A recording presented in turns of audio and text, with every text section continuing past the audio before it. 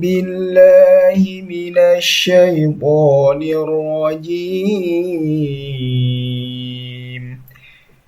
بسم الله الرحمن الرحيم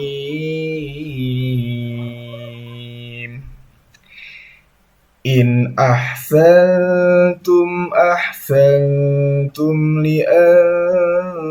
لأنفسكم وإن أسأتم فلها فإذا جاء وعد الآخرة ليسوءوا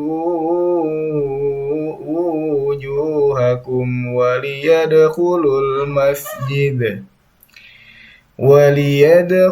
المسجد كما دخلوه أول مرة وليتبروا ما علوا تتبيرا.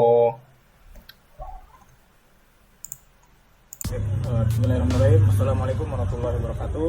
Perkenalkan, nama saya Jalani Anton Bernama Putra dari kelompok 2, ingin menjelaskan mengenai kita berarti sikap ya, atau bisa digantikan sebagai perubahan perilaku, yang mana asesmen ranah afektif itu berarti penilaian terhadap perubahan perilaku siswa setelah mereka belajar atau setelah mereka menerima stimulus dari luar gitu ya, atau bisa dibilang penilaian terhadap respon siswa yang berbentuk nanti dalam perubahan perilaku.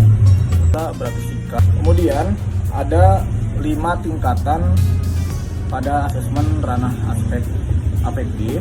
Yang pertama ada receiving atau menerima, yaitu kepekaan siswa dalam menerima stimulus dari luar gitu ya. Kemudian ada responding, yaitu respon siswa terhadap stimulus yang mereka peroleh gitu ya, terhadap stimulus belajar yang mereka peroleh. Kemudian yang ketiga ada valuing atau menilai, yaitu kegiatan siswa dalam menilai hasil belajar atau menilai stimulus yang mereka terima gitu. Terus yang keempat ada organization, yaitu hubungan dari nilai yang mereka terima tersebut kepada nilai yang sudah ada dalam diri mereka gitu, sehingga membentuk suatu sistem organisasi.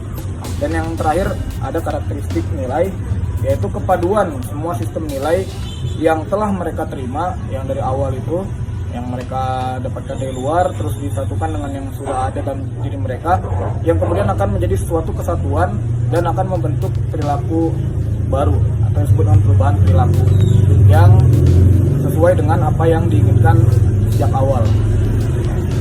Demikian yang dapat saya sampaikan. Terima kasih. Wassalamualaikum warahmatullahi wabarakatuh. Oke teman-teman, selanjutnya saya akan menjelaskan mengenai domain dari asesmen afektif. Nah, yang pertama domainnya adalah menerima atau receiving, yang kedua menanggapi, menjawab atau responding, yang ketiga menilai atau valuing, dan yang keempat organisasi atau organization gitu ya. Jadi sebenarnya poin dari asesmen afektif itu adalah memahami setiap kelemahan dan juga kelebihan dari peserta didik itu. Bagaimana yang kita harapkan ada perubahan tingkah laku dari peserta didik dari hasil pembelajaran tersebut. Selain itu, asesmen dari afektif bisa kita nilai menggunakan teknik non-tes.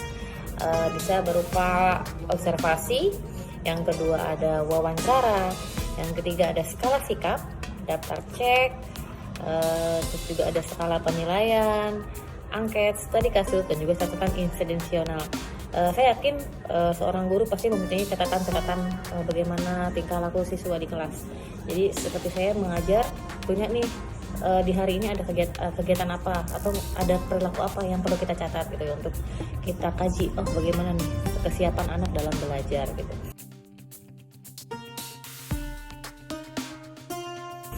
Saya Gita Prasasti, Prihatini Mulyawan, akan menjelaskan mengenai ranah kognitif. Ranah kognitif itu sendiri yaitu mencakup otak, artinya segala upaya yang menyangkut mengenai kegiatan aktivitas otak dapat dimasukkan ke dalam ranah kognitif. Pendidik sebagai perencana melaksanakan pembelajaran, melaksanakan penilaian, serta melaksanakan bimbingan kepada peserta didik. Di dalam ranah kognitif ada beberapa penilaian, yaitu akan dijelaskan oleh Devi Diavani Bisinta. Terima kasih. Assalamualaikum warahmatullahi wabarakatuh. Perkenalkan, nama saya Devi Diavani Bisinta. Di sini saya akan menjelaskan penilaian ranah kognitif. Untuk penilaian ranah kognitif ini umumnya dilakukan secara tes. Nah, dalam tes ini dilakukan ada 6 jenjang yang harus dilakukan oleh peserta didik maupun guru. Yang pertama itu ada pengetahuan. Jadi ketika siswa sudah mendapatkan ilmu atau sudah mendapatkan materi yang diberikan oleh guru, apakah dia bisa menyangkut pautannya dalam pengalamannya di rumah ataupun di sekolah. Yang kedua, selanjutnya jenjang yang kedua itu ada pemahaman atau comprehension.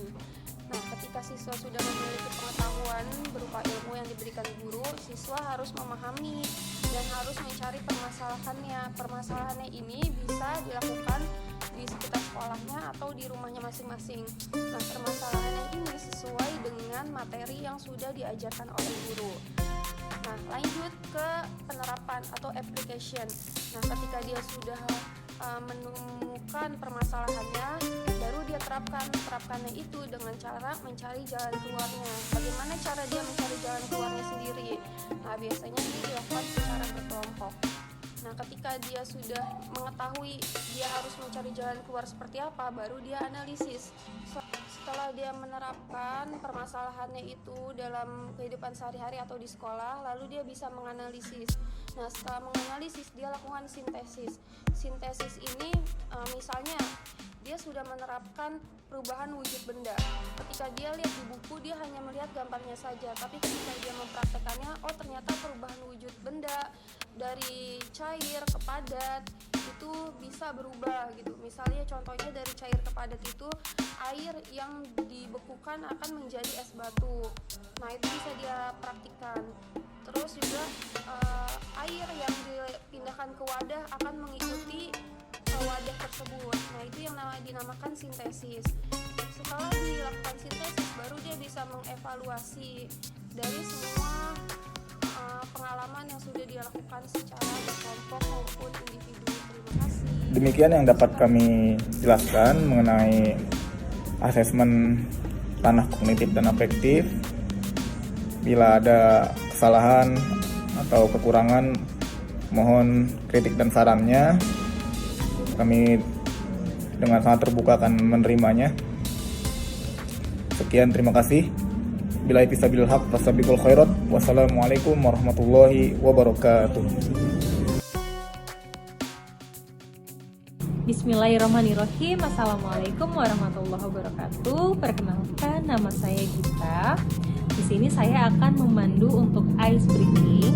Ice breaking kita kali ini yaitu Simon. Oke, rulesnya jika saya bilang Simon berkata pegang kepala, maka teman-teman ikuti untuk memegang kepala. Dan selanjutnya, jika saya berkata pegang telinga, maka teman-teman tidak usah mengikuti karena tidak ada perintah Simon berkata. Oke, kita coba teman-teman. Yang pertama, Simon berkata pegang hidung. Selanjutnya, pegang telinga. Oke, kalau saya berkata tanpa bilang Simon berkata, maka teman-teman tidak usah mengikuti dan hanya diam. Oke, sekian ice breaking dari saya. Wassalamualaikum warahmatullahi wabarakatuh.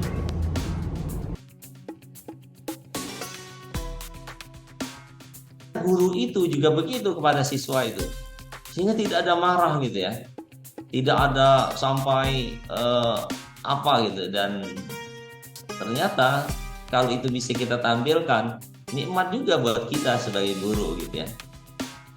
Memang nggak gampang sih, tapi sekali lagi betul-betul nggak gampang gitu. Tapi harus kita coba. Oke, silakan ada diskusi, namanya ada chat satu. mendekati lah. Seperti itu mungkin kalau pertanyaan saya, bagaimana memperkecil ataupun memperkecil gap antara yang memang kemampuannya bagus dengan yang kemampuannya belum bagus. Itu di antara anak didik kita ketika kita menyampaikan pembelajaran kepada anak-anak. Apa upaya kita untuk minimal tidak sama rata tapi meminimalisir supaya rata-rata anak-anak yang memang kurang bagus bisa ngangkat. Mungkin seperti itu Bapak Ibu, mangga Badak Usaha, mangga. Kelompok 2, Bu Rizka, Kak Devi, Kak Gita yang menjawab.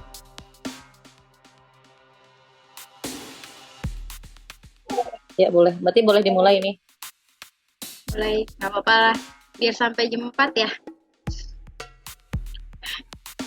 Maaf Kak Afifah, Bu Rizka.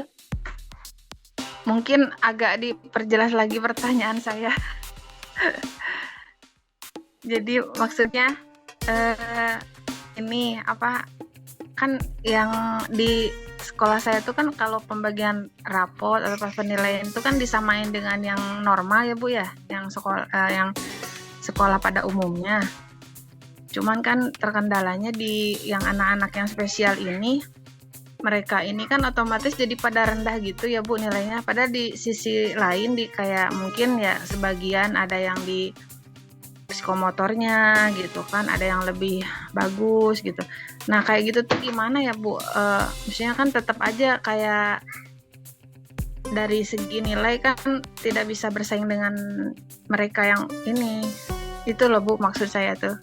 Ya mungkin agak mirip ke pertanyaan Pak Hidayat gitu, yang antara gapnya itu menghilangkan gapnya yang terlalu tinggi gitu Bu ya. Makasih Bu Rizka, mohon bantuannya. Baik, pertanyaannya saya bantu jawab.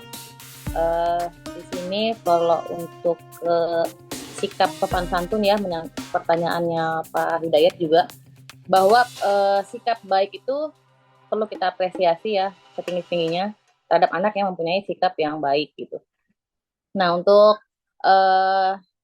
dari ahli inklusif sendiri, apa sih yang perlu kita pertimbangkan dalam evaluasi? Di sini ada beberapa perspektif ya Bu Eko. Di sini ada bagaimana kita bisa melakukan pendekatan berbasis kekuatan. Jadi di mana setiap anak itu pasti punya kekuatan di balik semua kelemahannya gitu ya. Jadi kita harus punya prinsip bahwa perspektif kita itu fokus kepada berbasis kekuatannya. Dimana misalkan begini, kalau anak ini mungkin di kognitifnya dia belum memadai gitu ya. Mungkin di psikomotornya dia bisa lebih menonjol, misalkan dari aktivitas olahraganya, mungkin apa. Nah itulah yang menjadi kekuatan dari anak tersebut.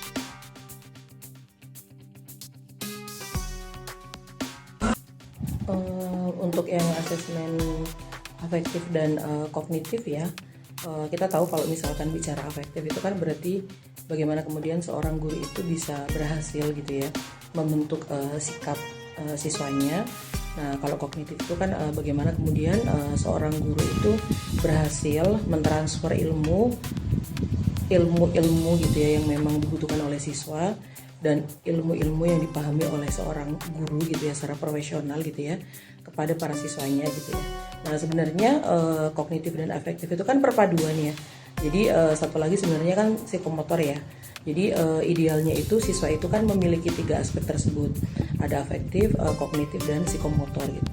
Walaupun realitasnya masih ada beberapa guru mungkin atau orang tua mungkin bahkan atau siswa yang menganggap bahwa seorang siswa dikatakan mumpuni atau dikatakan pinter atau cerdas itu berdasarkan nilai kognitif.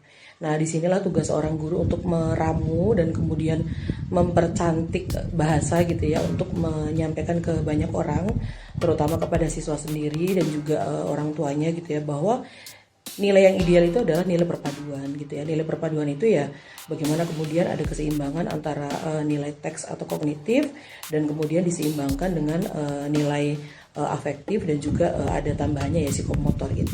Terima kasih. Demikian